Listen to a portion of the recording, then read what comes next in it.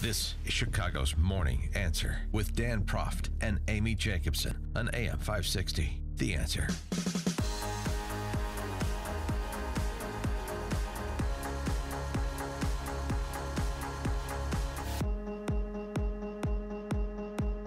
Good morning, Dan and Amy. So President Trump rolled out his tax plan yesterday. Yeah, he was in Indianapolis, and he's excited about it, Dan. Our framework includes our explicit commitment that tax reform will protect low-income and middle-income households, not the wealthy and well-connected. Not the wealthy and well-connected. And he went on to say this tax plan doesn't benefit people like me. The benefit is to people who are, productive risk takers who create jobs and produce wealth, in part through the much anticipated, generally agreed upon need to cut our corporate tax rate from the highest in the industrialized world to something that approximates the median rate in the industrialized world, from 35% to 20% is the proposal. In addition to that, flattens individual marginal rates from 7 brackets to 3, 12, 25, and 35, doubles the standard deduction, while bad news for high tax states like, say, California, New York, Illinois. The idea has been proposed as part of this to help finance it, eliminate state and local tax deductions as a way to keep these other tax reductions deficit neutral. For more on this topic and the implications of what Trump has proposed, if it were to pass in more or less intact, we're pleased to be joined by our friend and CNBC contributor Jim Iuorio. Jim, thanks for joining us. Appreciate it. Thanks for having me, Dan. So what's your first blush reaction to what Trump outlined? Well, there's two elements, obviously, to it. Is one, and the market's going to look at this and say, is it the right plan? Does it have teeth? And two, is it actually going to be passed? So I think the market is kind of yawning at it. Yes, but where I would see the reaction the most would be in rate expectations from the Fed. And over the last couple of weeks, despite the fact that Janet Yellen spoke a little bit dovish, the expectations for a rate hike this year have increased from 40% to about 75% now, and some of that's happened in the last couple of days. So I believe that the market thinks, on balance, this is a net positive. The corporate tax rate thing, of course it's a net positive. For 8 years, we've been debating. The Democrats under Barack Obama wanted to lower it to 28%. The Republicans much lower. So because they couldn't agree, they left it at 35% for 8 years. That's the most ridiculous thing I've ever heard. So if we can get on board by lowering corporate tax rates, that's obviously a wonderful thing. But there's something we have to remember, too. In our country, particularly in the state of Illinois, the corporate tax rates and regulations are only one part of the problem for small and medium-sized businesses. It's obviously state, local, county, different regulations and taxes that weigh heavily on those. But it always helps to lower this tax rate. So I think, on balance, it's a good thing because they're concentrating on the corporate part of it. The individual part of it is confusing. For the state of Illinois, obviously could be a bad thing, being 3 times the national average on real estate taxes. If those become not deductible, we're going to feel that in our home equity prices and in what we pay in taxes. Well, right. I mean, Illinois and to some similar extent, California and New York, outliers there. But I mean, I'm surprised by the relatively tepid response. I mean, you're talking about a 42% cut in the corporate income tax rate. If just speaking of what can be done in the area of tax reform, if this generates a shoulder shrug, what is it exactly that we should do to maximize economic growth that is feasible?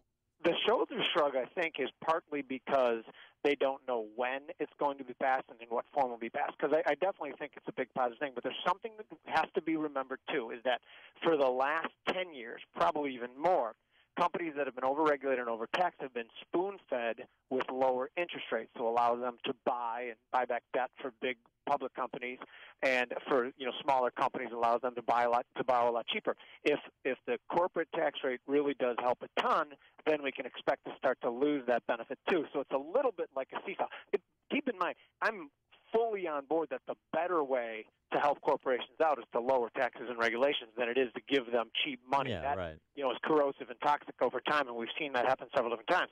But so that's why it's not just the Tax Foundation says that $1.8 trillion will be pumped into the corporate sector over the next 10 years, which is wonderful and fantastic. But we're also going to be choked a little bit on the flip side by higher interest rates. So, Jim, tell me what it means and who it will benefit when we go from 7 tax brackets down to 3. Well, it's going to make it more simple. Who it's not going to benefit is the tax preparers. Obviously, people are screaming that the wealthy get a tax break. This is absurd to me. Of course, the wealthy get a tax break, depending on what your definition of wealthy is. That's where many of the taxes come from. And from a macroeconomic standpoint, that's when we give them back some money, we anticipate it being thrown around, spent on other things, create. I mean, the other side from us, which I hate the fact that there is another side from us, believes when Art Laffer and Ronald Reagan came up with the whole supply side thing and cut taxes, that they knew we saw the way wealth was created. It was the greatest wealth generator this country's ever seen. If they want to argue that it didn't trickle down the way we wanted to, I'll accept that argument and we can rework it. But over the years, it's morphed into this. We'll see, it didn't work. Well, of course it worked. Of course it worked fantastically. The problem that's happened in the last few years is that taxes on the local and county and state levels have started to creep up and choke businesses again. Well, and the other thing we have to remind people in this discussion, as you were sort of intimating, by the way, for the fair share folks, for the paying your fair share, for the class envy demagogues, top 10% pay 71% of total federal income taxes. Top 50% pay like 99% of federal income taxes. So, again, what's fair? You can't provide relief without providing relief to those who pay most of the freight. Well, how about we throw out the concept of what's fair and what's not fair and reintroduce the concept of what's better for the macroeconomic condition? Well, that too. We certainly all agree that when corporations and people at certain levels are overtaxed, they pull in, they fold their cards, they don't take the risks that we want them to take and build businesses.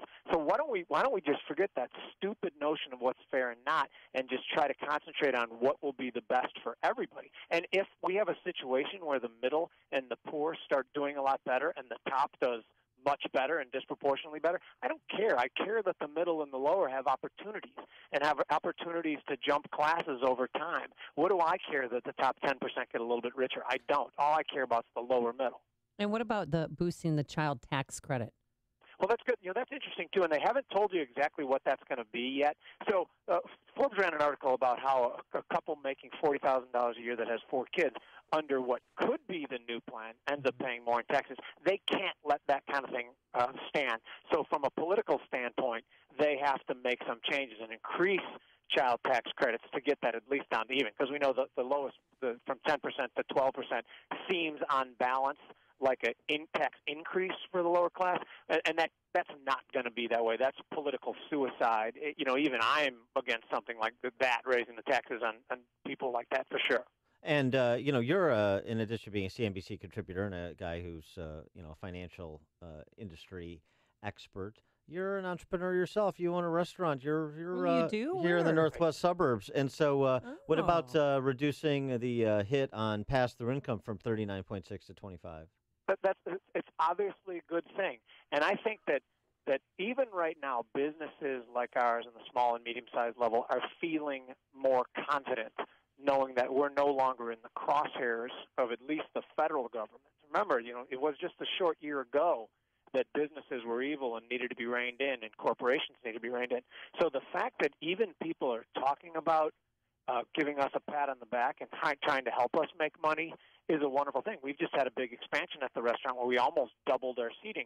But you two wouldn't know because you haven't been out there yet. What's the name? What kind of food is it? What kind of cuisine? What kind of food? It's upscale pub food. It's hamburgers and ribs that you'll want to write a poem about after you. Wow, they're that good, huh? Oh, yeah. Boy. It's life-changing. Is that Where's your rest? What's the name of it? Does that say right on the menu that you want to write a poem about? Well, and the poem I wrote is on there, too. It's called Brants of Palatine on Northwest Highway in Palatine. I didn't really write a poem about the food, but I've thought about it. Brants and Palatine. It's Brants. Too far for me.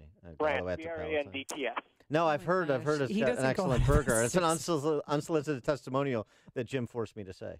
No, Branson Palatine, restaurateur. Okay. But here, one other question on this, though, Jim, going back to your other hat, not the restaurateur hat, the CNBC hat.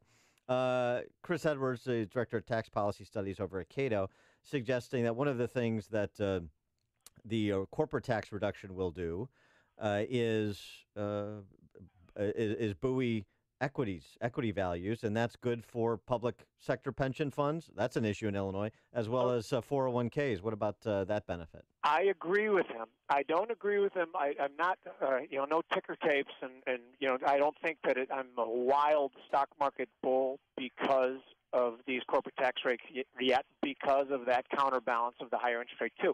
Remember that one of the reasons that the Fed zeroed out interest rates was to try to push people into further and further out the risk spectrum, and one of those things was to buy the stock market, because when they eliminate every other option, you buy the stock market. So now if all of a sudden those corporations are doing better, and obviously I understand that the stock market is made up of these corporations, they're doing better, that's fine, but I do expect interest rates to rise somewhat as a counterbalance. So yes, it's bullish. No, it's not wildly bullish at this point in time. Okay, he is Jim Iuorio, CNBC contributor, proprietor of Branson Palatine, where they have wonderful life-changing hamburgers. Life-changing hamburgers, and apparently like kind of ad hoc poetry slams. Yeah, as well. Amen, brother. Jim Iuorio, thanks for joining us. Appreciate it. Thank you. And he joined us on our turnkey.pro answer line.